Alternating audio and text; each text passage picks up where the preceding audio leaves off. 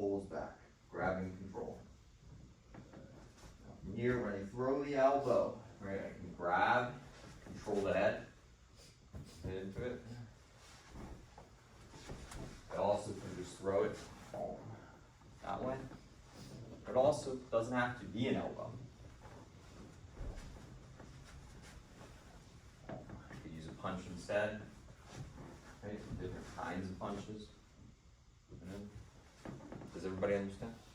This concept of getting a position where you can control, right? And waiting till you feel that opening and throwing the strike. It's a fundamental one. Everybody got it? You can apply it. Infinite variations, right? The way that you can apply that. Wow.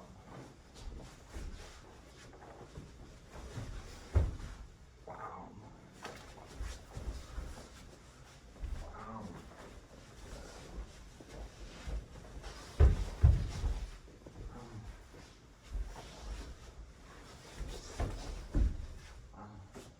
That's all that we're going to do to start. Everybody got it? Yes, sir. Take turns. Straight. Here goes. Takes the same position. Straight.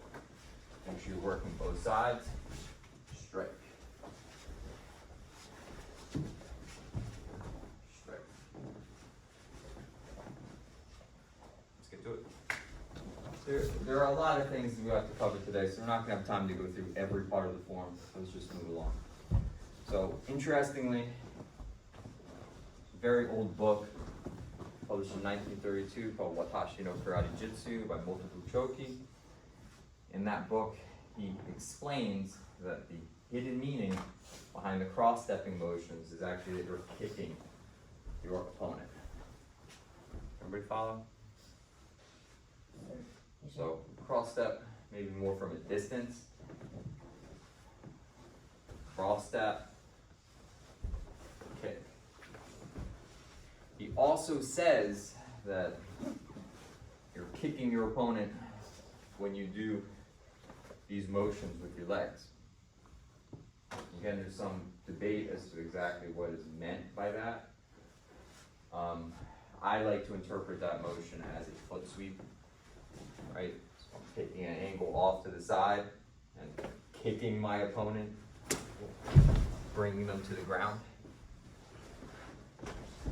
You would think that if that was what was meant in the text, though, that he would have said that. You're kicking the opponent and that you're putting them on the floor, right? So we also could speculate that he just meant something more like this. Just kicking into those legs. Everybody follow? Sir. Be very effective techniques. Also, of course, with any technique we practice, there's some risk of injury. When we do it with each other in sparring here, I'm never going to kick through, right? Just tap it. Tap it. Everybody follow. So we're going to start just in whatever clinching position is good for us. You lift, hit.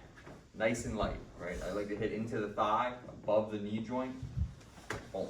And deep here goes. So real quick, and he just went across to this leg. Go to the same side. Boom. That's what we want.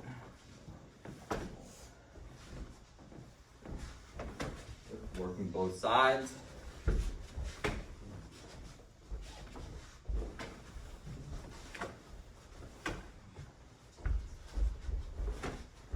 Everybody got it?